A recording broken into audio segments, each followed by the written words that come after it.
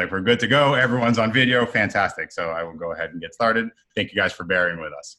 So just wanted to give you guys a little bit of background on BestBeing. So what we're doing is we're building a virtual ecosystem for wellness. Really a place where anyone can find wellness services and platforms that they need, and where wellness providers can offer their services that people are looking for.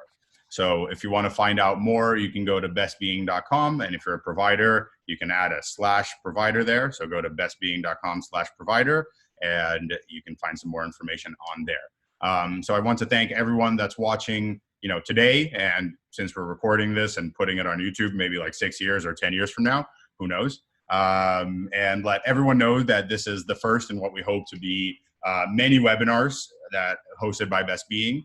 The next one for which we're planning for May 28th. So you can check out our page on Facebook or on LinkedIn to stay up to date with those dates and on BestBeing itself. So with that out of the way, we can move on to some introductions. So with us today, we have Morgan, Andrew, Jason, and Kathy. They are really amazing experts in the wellness field, and thank you guys so much for joining us today. I ran our panelists through a random list generator, as a computer scientist is wont to do. And that's how I kind of picked the introduction order, if that's all right. So what the list spit out, and this is an entirely fair way to decide this, I might add, is Jason, Morgan, Andrew, and Kathy. So starting with Jason, can you tell us a little bit more about yourself and your wellness, practice and platforms, and a bit about what led you to do this? Yeah, I'm glad to do this. Thanks so much, Fernando, for having us all on. And hey to everybody who is joining the webinar today. My name is Jason Daley Kennedy. I am somebody who's been practicing meditation for a decade now. And I spent 8 years before that saying I can't meditate. And so my story is one that when I finally started, I realized there was a lot of noise in the space of meditation and wellness. And my goal and my vision is to demystify that for people. I have a book and a project called Meditation for Assholes. And I'm just really working to demystify these fields through speaking, through content that I create, and through a coaching business. I'm really glad to be here. Thanks. Absolutely, Jason. Thank you so much for that introduction. So moving on to our totally fairly created list. Morgan, if you could give us a little bit about, of your background, tell us a little bit about yourself and what you do in the wellness field. Yeah, definitely. Thank you so much again for including me in this. It's a really big honor. So my practice kind of focuses on primarily two client demographics.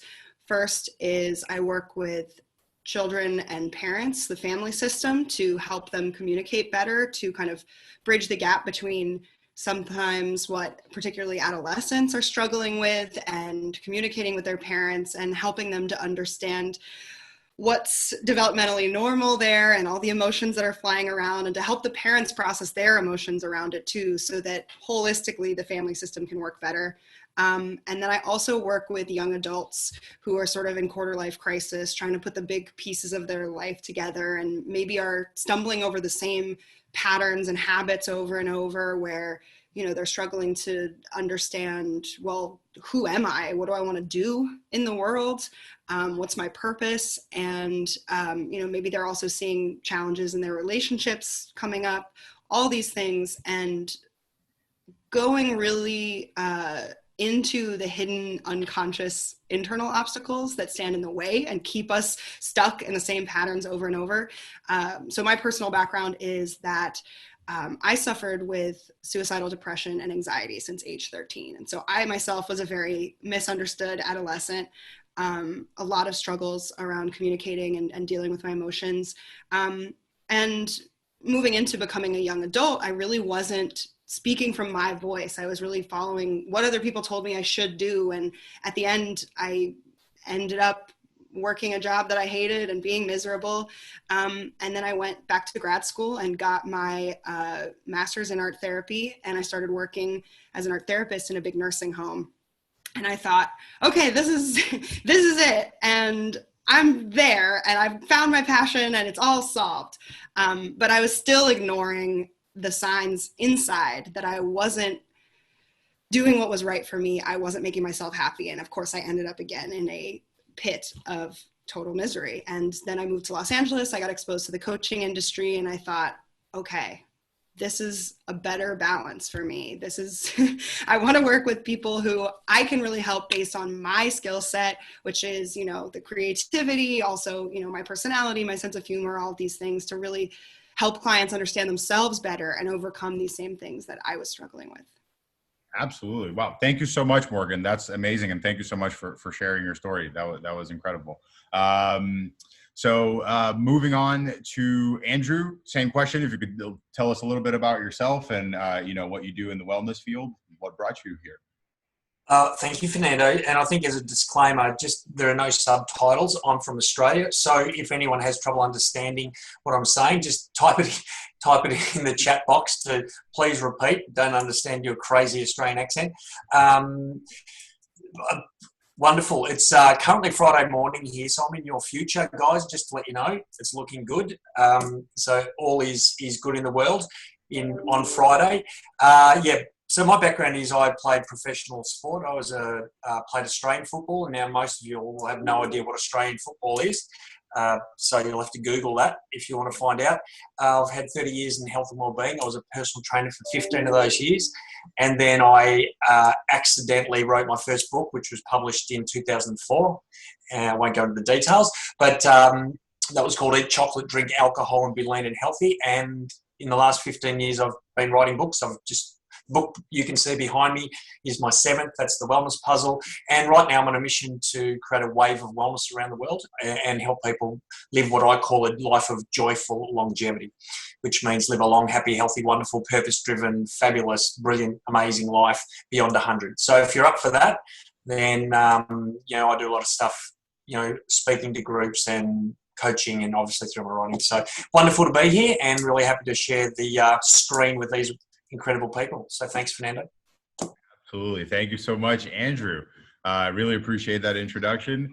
And last but certainly not least, Kathy, you know, same question. If you could tell us a little bit about yourself and what you do in the wellness industry.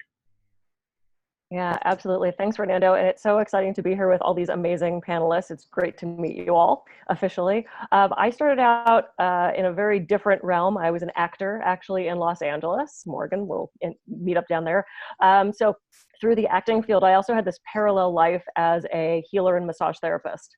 And I thought massage would be the perfect addition to all these award-winning film roles. You know, well, the film roles never came, but the massage stuck. And so I found myself moving up to Santa Barbara, California, where I still am, started a massage and wellness practice. And I began to realize that my clients relied on me not just to be a massage therapist. They didn't just want me to stick an elbow in the spot that hurt. They actually wanted me to be a health practitioner. And I have always had an obsession with learning. So I started studying more and more. I started doing Reiki. I started doing herbs and homeopathics, and then moved into the mind-body realm and actually got my PhD in natural health with an emphasis in mind-body medicine. And I began to really see that so many of my clients' physical ailments were coming from this mind-body connection. And it's about figuring out what that little dash is between the mind and the body. What is that connection? And so I started writing books. I've got 7 books now. I've lectured around the world. I do independent and group coaching, which is something I really love to do. And every time I get on stage, to me, it's a really fun performance. So I love combining the acting and the healing. I knew it would come back. And the way I got started in all this is my mom got very sick when I was young and actually died when I was 18 from cancer. And in Pittsburgh in the 80s, there were no choices. It was chemo, radiation, surgery, and they overdid all 3 of those on her. And so I began to realize that I want to give people options. I want to give people choices. And sometimes really the only choice is just changing how we think about something. And so that's my job, is to give people options, whether it's through my books, through one-on-one, or through, you know, a podcast like this, or being on stage. I just like to give people options. And so I'm excited to be here to share those options with you all. Fantastic. Well, thank you so much, Kathy. Thank you so much for sharing your story. Thank you all for sharing your background. And, you know, I think that it certainly speaks to a lot of the folks listening in today. So moving on to the main topic of today's, you know, episode, webinar, podcast, I guess, whatever you want to call the integration of our Zoom virtual lives, that what it is today. You know, the topic that we wanted to do today was wellness from home, things that people can do, in their homes with their families or by themselves in order to really begin on that path to better wellness and self-improvement. So in order to even begin discussing this, I think for some of the folks that are listening, I would love to understand, in our panelists' minds, how do you define wellness briefly? And would you say that, improving your wellness requires a significant time commitment? And I asked that very purposefully because out of the thousands of people that we asked, the vast majority of respondents have said that they believe, focusing on your wellness is a significant time commitment and requires a lot of time. So I'm curious what you guys think. I think for me, I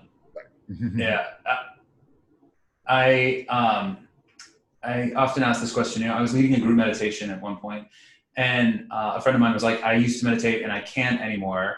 And I said, well, why don't you do this? Why don't you start with 2 minutes a day and get into that practice? And he's like, yeah, but what's that going to get me? And I said, well, what's nothing getting you?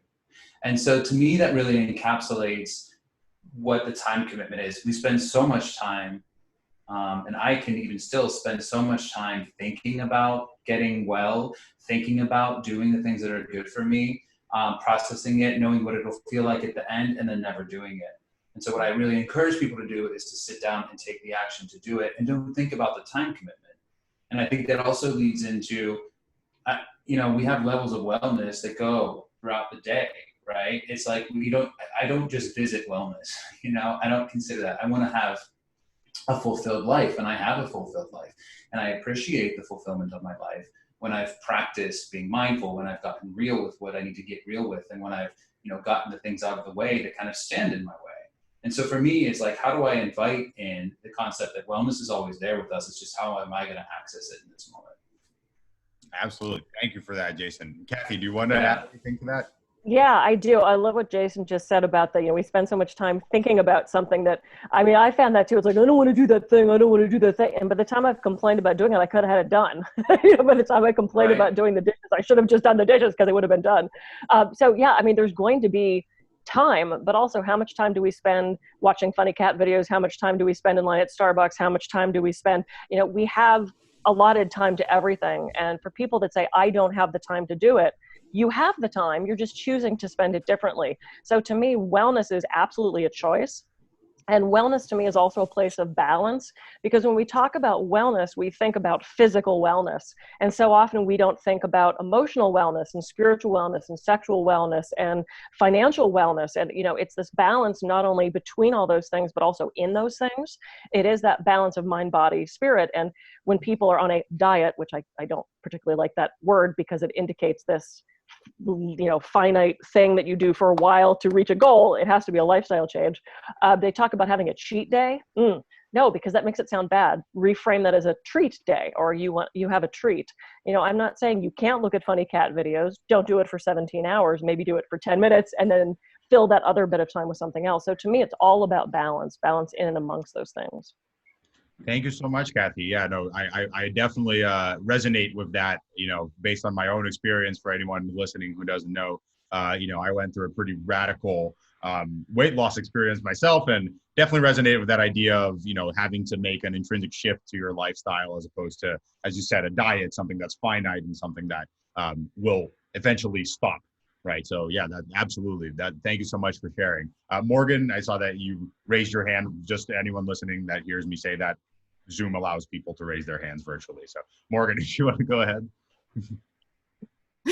Yeah. Just piggybacking on everything that everyone else said, I don't think it's about the time at all. It is the choice. And it's like, you just need to choose an action to take that is as simple as it needs to be to get you to actually do it, to honor that commitment to yourself, whether it's 2 minutes of meditating or whether it's just waking up and popping your head off the pillow and choosing to stretch. It can be any number of hows, but it's selecting one that really aligns with what you're actually trying to do and comes from a deep place of wanting to be better for yourself, more so than, I want to lose this concrete amount of weight so that I'm sexy. You know, that's not necessarily going to get you out of bed every day. But if you think about it as like honoring these micro commitments to yourself and then building on those, you're strengthening the muscle of trusting yourself to be your own advocate and to be your own support system. And I think that's the critical thing to build as you try to meet bigger and bigger challenges. Absolutely. So it seems like that theme of little steps and you know, just taking that first action is a kind of a resonating theme here with the panel. Andrew, do you want to add anything to that? Sure, and there's not a lot to add because my esteemed panelists have done a wonderful job. But I think the first thing to realise is, wellness to me is not a mindset. It's a, Morgan said it's a decision. It is a mindset. It's not a way we look. It's not a way we feel. It's not a way we function. It's a way we think, and it's a vision of the life that we want to live. You know, I truly believe, in 30 years in health and wellbeing and 15 years as a personal trainer, I can't believe how many times I've tried to convince people to look after themselves, and like I'm working harder to help someone live a healthier life than they're working at it. And what I realised was the mistake people make is they think that wellness is a pillar in their life, and they put it up there with family or job or career, and they see it as a pillar. And in other words, if it's a pillar, it means, well, it's something I've got to either choose time to invest in or not. And when people realise that wellness is not a pillar, it's the foundation upon which everything stands. I mean, your whole life, anything that's important. Morgan, you said it, what gets you out of bed? You know, your family, your friends, your commitments, your career, your financial position, all of those are incredibly negatively affected if you compromise your health and wellbeing. So number one is you've got to work out your why, and you've also got to realise that your choices are not just impacting you. There's a ripple effect, and they're impacting many, many, many people and many lives, not just the people that are watching you and are being influenced by you, but there is a ripple effect.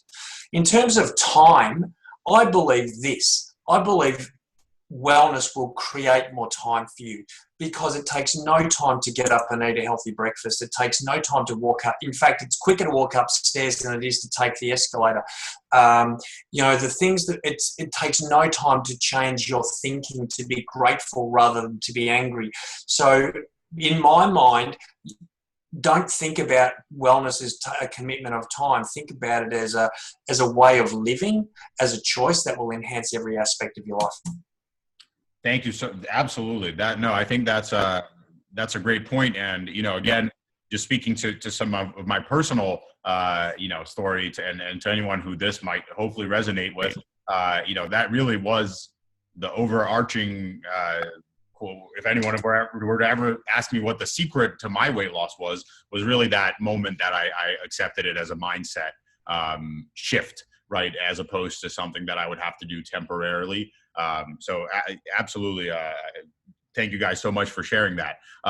And so you guys touched on something that I think is, very important. As I mentioned, most of the folks, of the thousands of people we've asked, have mentioned that they see wellness as a discrete idea, right? Something that's on or off, something that you're focusing or not focusing on. Clearly, based on your responses, it's important to try to shift into more of that kind of wellness as a continuous idea in your life and as a foundation of your well-being. So how, did you guys always think this way? And I guess if not, what is it that you did, in order to get you started on that path of, really being able to make wellness a continuous part of your lives? Oh, go ahead, Morgan. So I mentioned before that I lived most of my life being depressed and just unleashing a barrage of self-destructive thoughts on myself virtually all the time. And I would set goals about wanting to be better for this or that. And the motivation came from a place of hating how I was. It wasn't coming from a place of, I'm on my own team and I'm my own support system and I want to be better because I love myself. It was like, I hate myself, or I have to do this thing because someone told me I did, and they're not going to like me if I don't do it. And, you know, a lot of this is unconscious for a long time. But it was really once I kind of healed enough, I think, and explored the underlying negative emotions enough, explored my trauma enough to recognize that I was holding myself back, and that I was doing all of these things, keeping myself down, because at the end of the day, I didn't think that I deserved to be happy. I didn't think it was possible for me to be happy. And once I recognized that I was the one putting those obstacles in front of myself of like, well, I can't meditate because of this. I can't do that because, you know, I don't have enough time. All that stuff was a stand-in for the fact that I didn't want to invest in myself. I didn't care enough to. And it was about making the decision to really take myself seriously, and choose to challenge those thoughts that came up automatically as I was trying to make those good choices. Because obviously you don't just flip the switch and then whoop-de-doo, I'm in love with myself and I go running every day. You still have to battle those programs that have been running for decades. And so it is a continuous choice, and sometimes you don't always make the right choice. And so having a practice of forgiveness and self-compassion is killer. It's so important. Absolutely. Well, thank you so much, Morgan. Yeah, I think that's something that definitely will resonate with everyone. And thank you for sharing your story. I think I'm hopeful that, you know, a lot of people will definitely connect with that. Kathy, did you want to add anything to that? Yeah, I mean, exactly what Morgan was saying about kind of shifting perspective and thinking about how you think about yourself. Because I grew up dancing and acting, it was always drilled in me, it was how my body looked. And so everybody assumed I was so healthy because I was a dancer and I was thin, not understanding that I wasn't sleeping and I was having horrible bowel movements and I was having horrible stomach pain. And it began the shift of, wait, I might look great, but I feel like crap. You know, I was living off fast food. I was a member of the Church of Mountain Dew, for God's sake. So it was that realization, of it's not about what your body looks like, it's about what your body can do. And I'm right now probably at the heaviest I've ever been, but I'm also the strongest I've ever been because I've got more muscle. And there are days I dream of having my 25-year-old body back, but I realized it was so unhealthy to be there. So it was that shift of perspective, and also that shutting out, like Morgan said, that input from the outside people of, oh, you look so great. I mean, I'd show up to exercise classes and I literally had women say to me, why are you here? You don't need this. It's like, yeah, but I can't run up a flight of stairs without wheezing. Like, I do need this. Just because I look cute in the outfit doesn't mean I'm healthy. So for me, it was that shift in perspective of how do I want to feel? How do I want to function? Not necessarily how do I want to look? And that's still a battle to this day. It's a tough one. It's ingrained in there. But it's about what do you want and shifting that perspective.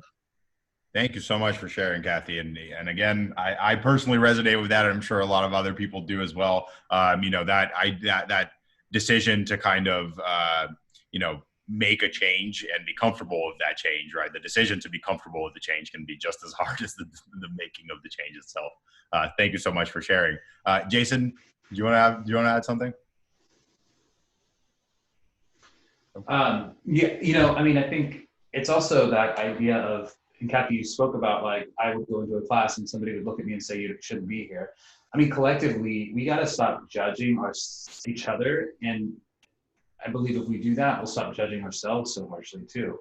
We never know what's going on for somebody else. You know what I mean? Whether they're super heavy or super thin, whether they seem really happy or they're not, like, it's always, if we can come to people with a space of like compassion and love, that is a reflection of how much compassion and love we have for ourselves.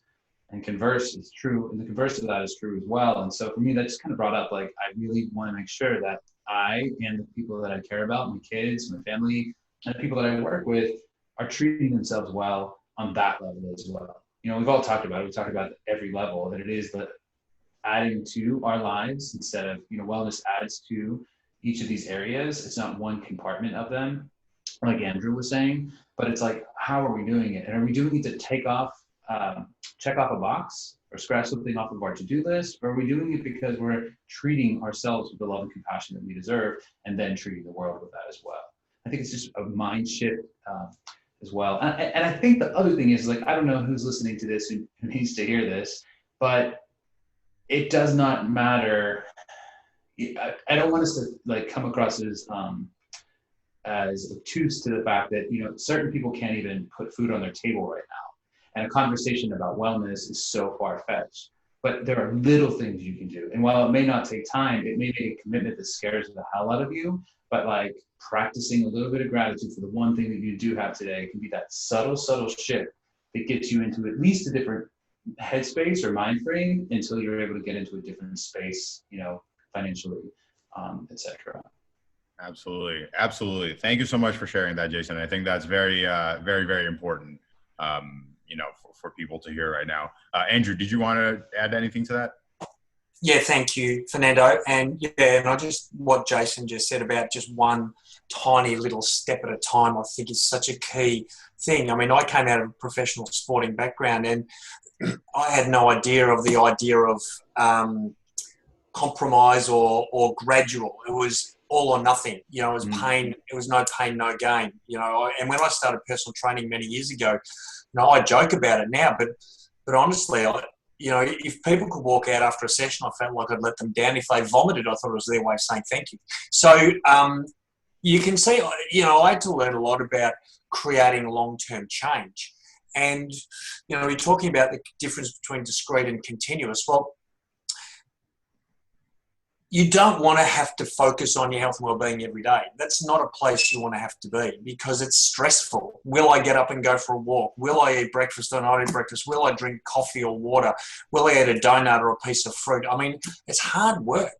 You know, it truly is. And I think there's a process to turn simple little things that are at the moment a bit of a struggle and turn them into something that it's no longer what you do, it becomes who you are. And that's the goal. And I think, you know, I'm just fortunate that I'm in a place now where wellness is me. That's who I am. That's what I do. That's how I think. But it's taken a while to get there. And I think you've really got to go through a process. And I think the first step is take your focus off the discomfort of the process and put your emotion on the achievement of that feeling of, you know, I know, Fernando, when we did a podcast together and we spoke about, you know, your goal, for you to lose the incredible amount of weight you lost, you said, I had to start thinking I was a healthy person now. You had to start putting your emotion on that space. I'm already healthy. I feel great. I love, you know, I'm able to do more things with my family. You know, when the alarm goes off in the morning, the last thing you feel like doing is getting up. Don't think about the pain of getting up and don't think about the discomfort of movement. Think about how good you'll feel when it's over. Think about the example you're setting your family. Think about the incredible benefit. That'll get you up and doing it. Then that's the first step, is focus on the other side. Get beyond the process and focus on the benefit. Second step is focus every day. This is the only time you need to focus, 63 days. So as Jason said, maybe 2 minutes of meditation, 63 days every day. Don't miss a day, because that's how you'll create a strong neural pathway in your brain and turn it into that unconscious, who I am sort of thing. And if you can focus on some very basic things, eating breakfast, drinking more water, meditating, being grateful, whatever it might be, and you can focus for 63 days, it will automatically become who you are. You'll never have to worry or focus about it again, and you'll live a long, happy, healthy life. End of story. I think that's, wow. Thank you so much, Andrew. And I think that definitely is a great segue into what the next, you know, topic I wanted to cover is essentially the actionable steps folks can take, right, to kind of get started in this process today. So, you know, as most of you identified, and I think is important to bring up, most of our listeners are, of course, everyone here is being affected by this current health crisis. We are in an unprecedented moment where a lot of people don't have access to brick and mortar establishments, and that kind of sometimes even lead to the thought, well, what can I do then? You know, whatever. There's nothing I can do. So, you know, I think I was going to ask the question can I work on improving my wellness from home, but I think I can go ahead and skip that one. It's pretty evident that the answer is yes. However, would you guys be willing to share one action that our listeners can take, you know, today by themselves, with their families, with their friends, online, whatever it be, to begin improving their wellness, you know, starting now?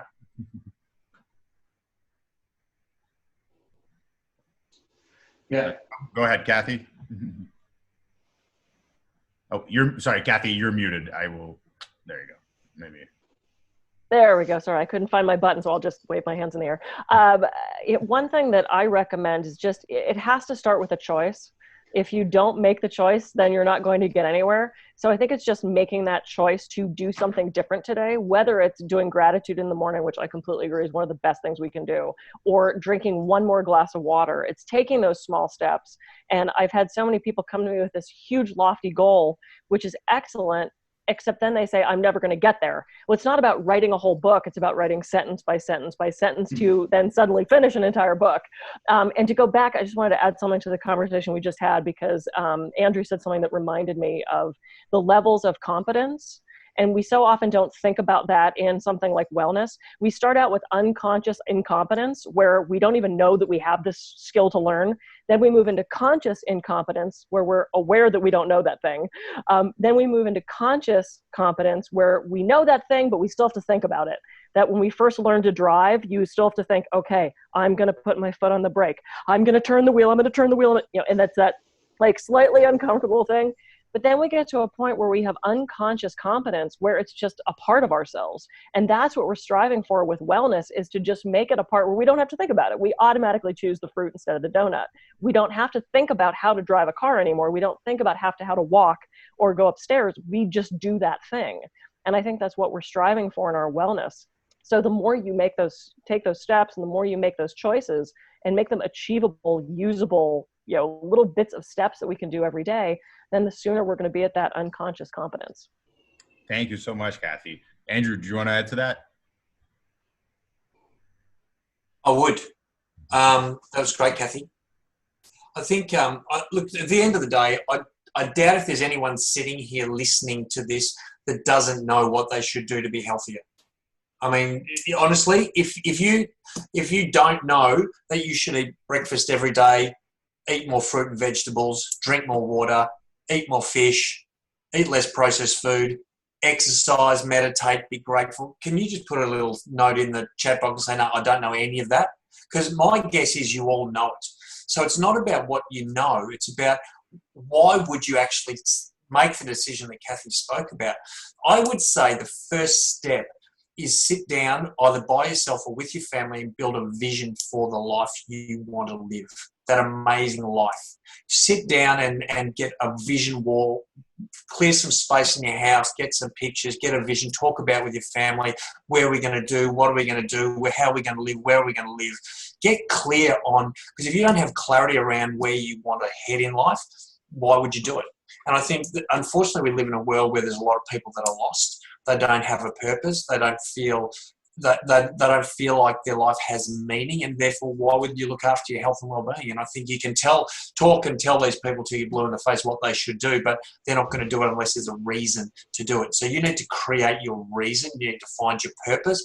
Think about what do you love the most, and that thing or person that you love the most, how are they going to be affected by your optimal well-being or your sickness? Think about that. Get clear. The rest is actually, pardon the pun, a piece of cake.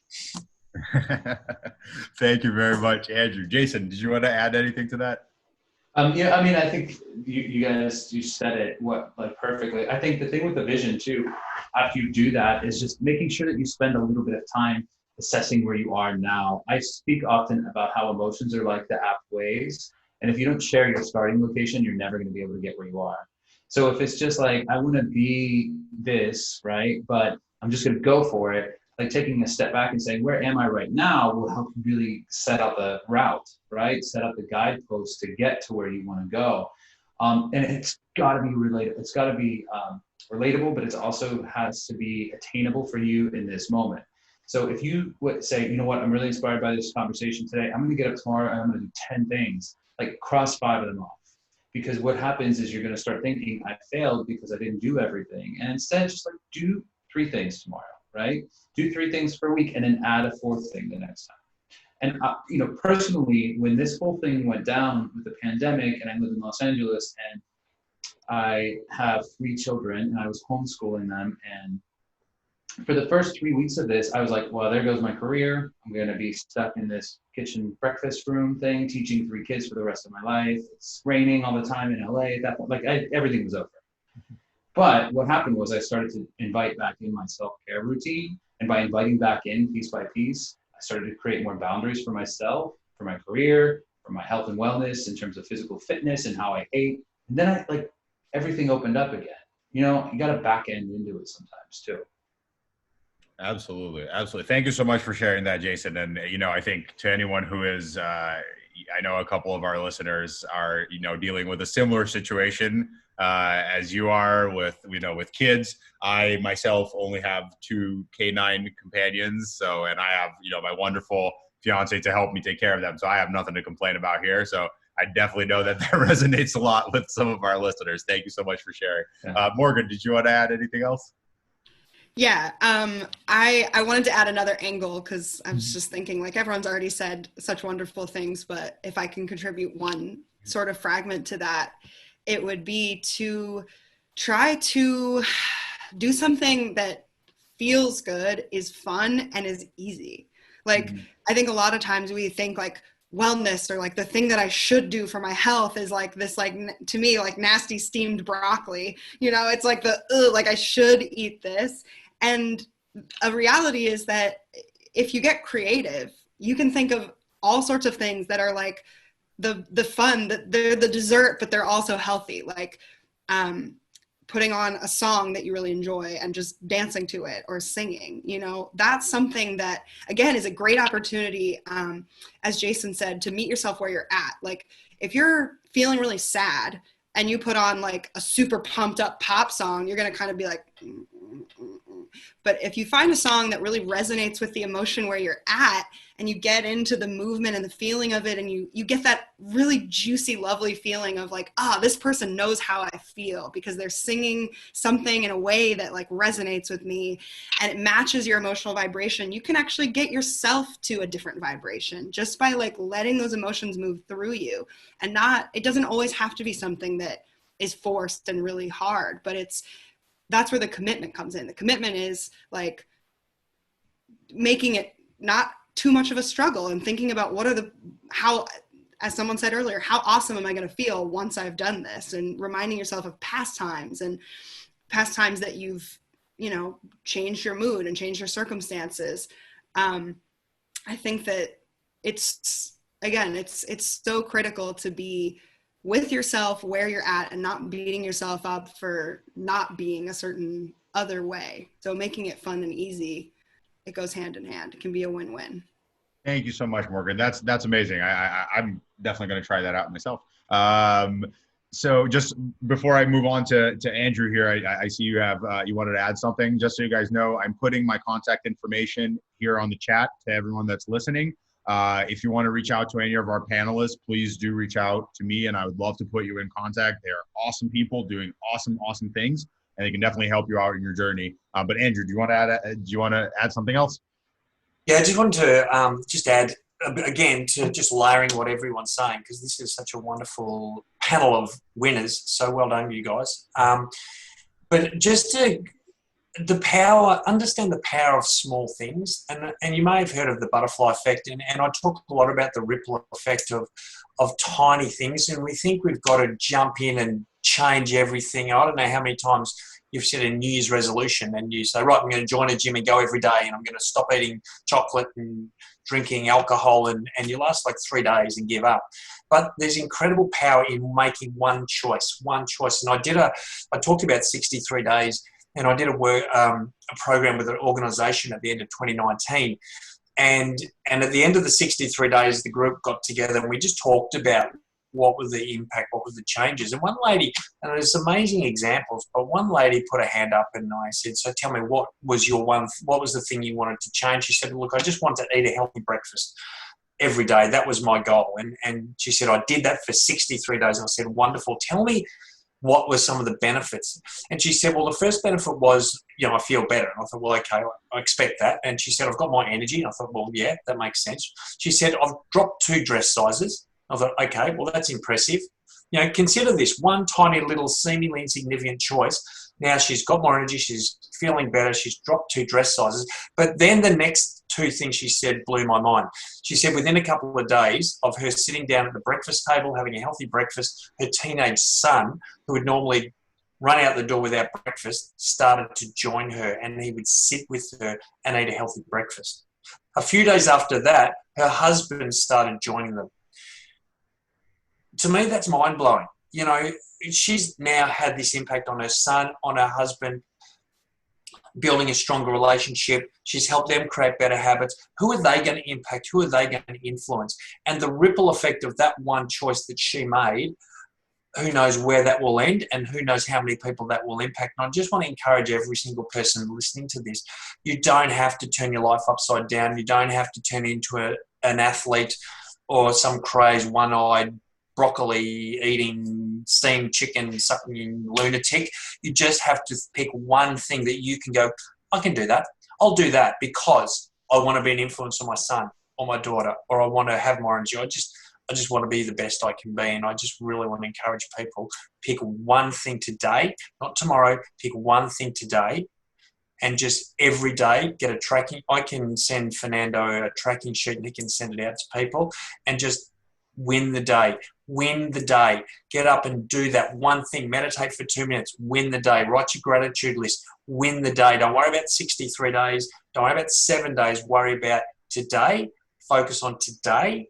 Win today. Feel like a winner. And then when tomorrow comes, do the same thing. Thank you so much, Andrew. I really appreciate that. That's fantastic. Morgan, did you want to add to that? Yeah, I love the idea of the ripple effect. And one thing that I forgot to mention is I think one of the easiest tricks is doing whatever the thing is that you're going to do first thing in the morning, because then it creates a ripple effect throughout the day. Because like Andrew said, you approach your whole day like, I'm already a winner that takes care of myself. And then every other thing that you do throughout that day is fed through that lens and increases your chances of thinking of yourself in that mindset. Absolutely. Thank you so much, Morgan. So in the interest of, sticking to time and letting everyone get on with their days, we are at the time here. I just wanted to wrap up with a couple of final thoughts. And if any of the panelists want to add to this, please do the raise hand thing, and I will, ask you to do final thoughts. But I just wanted to say that, of course, starting today, your wellness journey is so incredibly important. I think that, as everyone said, it's not taking a step tomorrow, it's taking a step today. I'm a firm believer of that idea that, you never fall off the wagon. The wagon only ever stumbles and creaks. So you're always on that path and right back on the path, because it's a mindset shift. So that all being said, of course, having a partner in that journey, having someone who can help you along the way and keep you accountable, keep you up to date with those habits is extremely important. That's why all of us in the panel are here. I'm like pointing to my, to my right, because that's where everyone is on my screen, but that probably makes sense to no one else. Anyway, that is, it is a huge part of that journey. So of course, if you are, looking for that support, building a tribe is such an incredibly important part of that process. That's why we're all here. Feel free to reach out to me, and I'll connect you with any of these amazing panelists that we have here, and they can all certainly help along, an infinite amount of individuals' wellness journeys. So please do reach out, and feel free to reach out if there's any wellness needs and you just want to chat as well. I'm always open. Now everyone has my email. So thank you guys so much for participating. If there are any other thoughts, again, please raise your hand, guys. But if not, I just wanted to really thank our panelists for their time. They're doing this out of the kindness of their hearts and opening up their schedules to us so that we can learn a little bit more about what we can do from home. We're so incredibly thankful to have them here. And, we really hope to do some more of this in the future, because you guys are really just amazing. So thank you all for participating. Thanks for having us. Thank you. All right. Thank you. Bye-bye, guys. Bye. See you later.